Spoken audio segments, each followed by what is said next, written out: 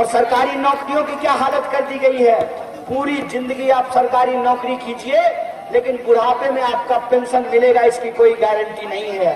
यहाँ पे एक एमएलए साहब बैठे हुए हैं, एक बार एमएलए बने हैं, जिंदगी भर इनको पेंशन मिलेगा, इसके बाद इनकी पत्नी को भी पेंशन मिलेगा। और आप जो सिपाही लोग यहाँ खड़ा है, बताइए आपको पेंशन मिलेगा? तो आप सरकारी नौकरी कर रहे हैं ना, ये सरकारी विधायक है ना, ये सरकार है ना, इनको पेंशन मिलेगा, नेताजी को पेंशन मिलेगा, प्रधानमंत्री को पेंशन मिलेगा, मुख्यमंत्री को पेंशन मिलेगा, लेकिन सिपाही को पेंशन नहीं मिलेगा।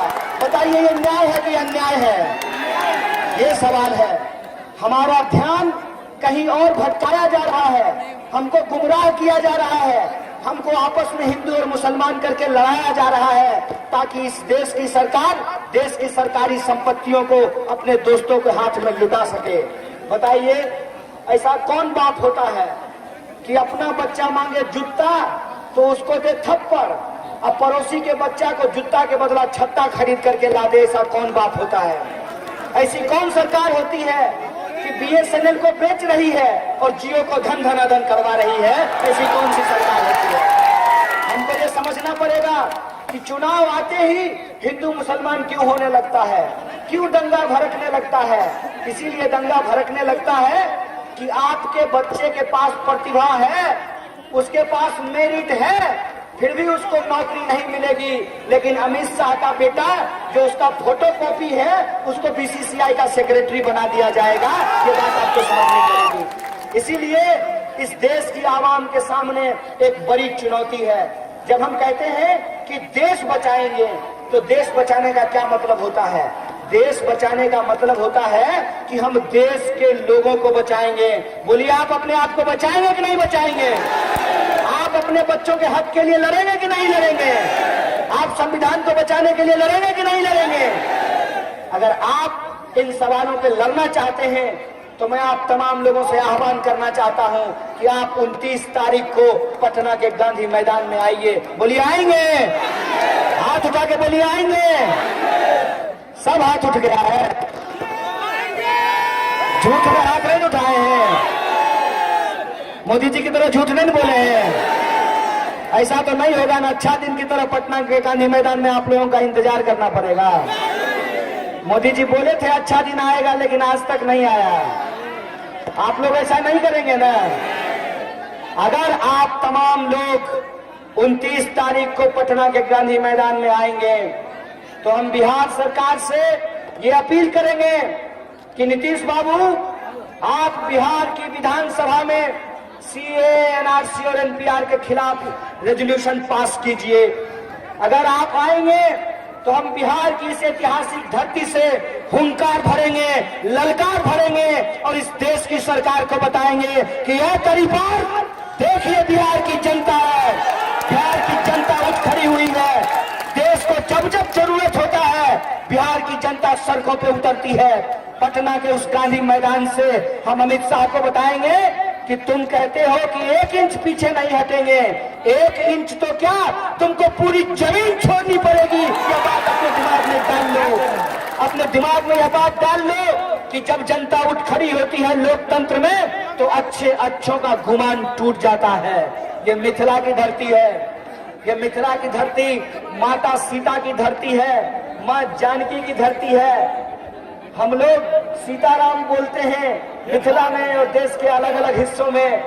बताइए कि कभी रावण को भी अपनी शक्ति का गुमान था कि नहीं था? गुमान टूटा कि नहीं टूटा?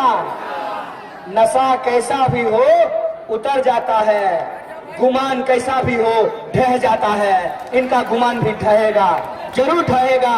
और हम इस देश की सरकार को बता देना चाहते हैं कि जनता जिस तरीके से उठ खड़ी हुई है, तमाम समुदाय के लोग, तमाम जाति के लोग, तमाम क्षेत्र और इलाके के लोग जिस तरीके से उठ खड़े हुए हैं, इस देश की सरकार को हम ये चैलेंज करना चाहते हैं कि अमित शाह, तुमको 1 इंच तो क्या ये देश छोड़ करके वहीं भागना पड़ेगा जहां तुम्हारा बेईमान दोस्त नीरव मोदी भाग करके गया है। ये बात अपने दिमाग में रखना। और हम तुम्हारी हर साजिश को समझते हैं, हम समझते हैं कि तुम देश की जनता को कैसे गुमराह कर रहे हो।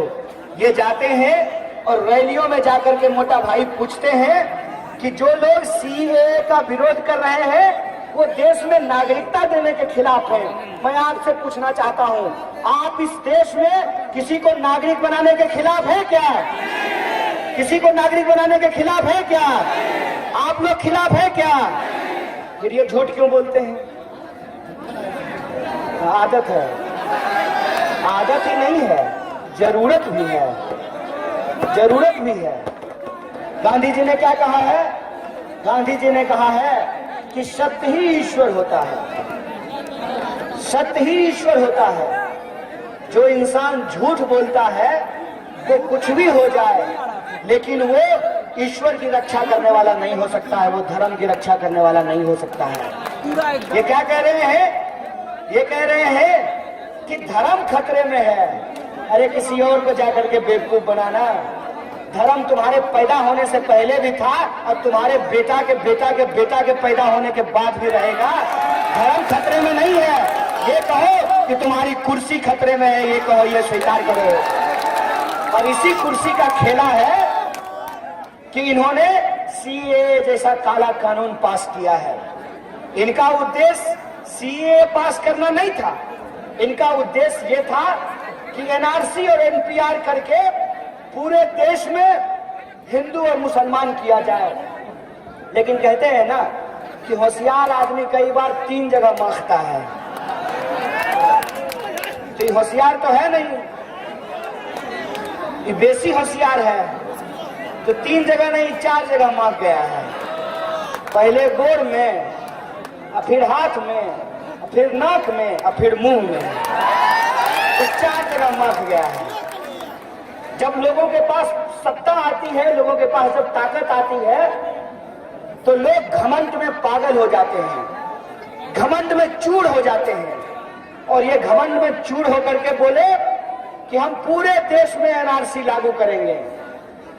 अमित शाह को भी नरेंद्र मोदी की तरह प्रधानमंत्री बनने का मन हो गया है। तो मोदी जी तो विकास के नाम पे प्रधानमंत्री हो गए, विकास हुआ नहीं, तो अमित शाह क्या बोल करके प्रधानमंत्री बनता? तो अमित शाह के दिमाग में आइडिया आया कि अगर पूरे देश में एनआरसी होगा तो फिर से हिंदू मुसलमान होगा, और जब हिंदू मुसलमान होगा तब विकास की बात लोग अपने आप नहीं करेंगे। कहते हैं ना, जहां ना चले मोदी जी का काम वहां कर दो हिंदू और मुसलमान। जहां ना चले विकास के जुमले से काम वहां कर दो हिंदू और मुसलमान। इसीलिए इन्होंने घोषणा कर दी कि पूरे देश में एनआरसी लागू करेंगे। इसी बीच क्या हुआ कि आसाम में एनआरसी की लिस्ट जारी हो गई, और आसाम में जब एनआरसी की लिस्ट जारी हुई तो उस एनआरसी की लिस्ट में से 19 लाख लोगों का नाम काट करके हटा दिया गया। कितने लोगों का? 19 लाख में से कितने हिंदू हैं?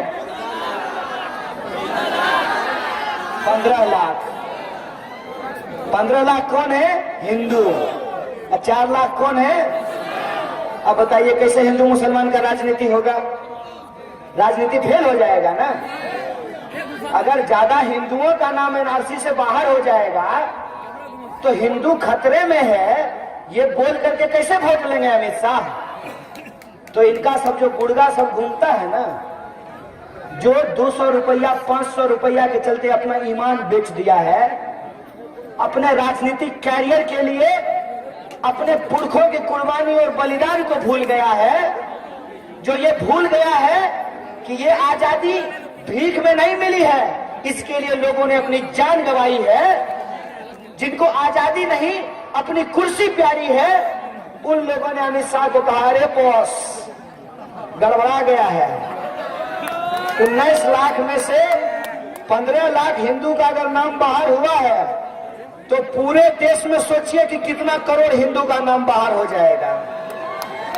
और जब हिंदू का नाम बाहर हो जाएगा तो हिंदू मुसलमान की राजनीति में हिंदू हृदय सम्राट का मुकुट जो है वो उतर जाएगा कि नहीं उतर जाएगा? मुखौटा उतर जाएगा ना, चोंगा उतर जाएगा ना। तो अमित शाह कहा, हाँ यार कैलकुलेशन है, गड़बड़ा जाएगा। जाले में चुनाव है, सपोज कीजिए हिंदू मुसलमान साथ में रहते हैं, किसी का मुर्गा दौड़ करके किसी के खेत में चला गया, किसी की बकरी दौड़ करके जो है किसी के घर के आगे में चली गई, बचाने लगते हैं लोग धर्म। मुर्गा को कहाँ पता कि किसका धर्म का है, हम कौन धर्म का हमारा मालिक है और किस धर्म का जाकर के हम दाना चुग गए हैं। ये मुर्गे को मालूम है क्या? ये मुर्गे को मालूम है? कई बार ऐसा होता है कि एक धर्म की जगह पे कबूतर दाना चुगता है और दूसरे धर्म की जगह पे जाकर के बीट करता है। बोलिए होता है कि नहीं होता है? ये जो हवा बह रही है, ये हवा धर्म पूछ करके आपके नाक में आ रही है। हम किसी को आज तक ये नहीं देखे हैं करते हुए कि जो 2000 का नोट है या 500 का नोट है उसको दीजिए तो ये बोल करके वो नोट ना ले कि ना भाई ये नोट नहीं लेंगे, इसको हिंदू छुआ है, या ये नोट हम नहीं लेंगे, इसको मुसलमान छुआ है। ऐसा होता है क्या?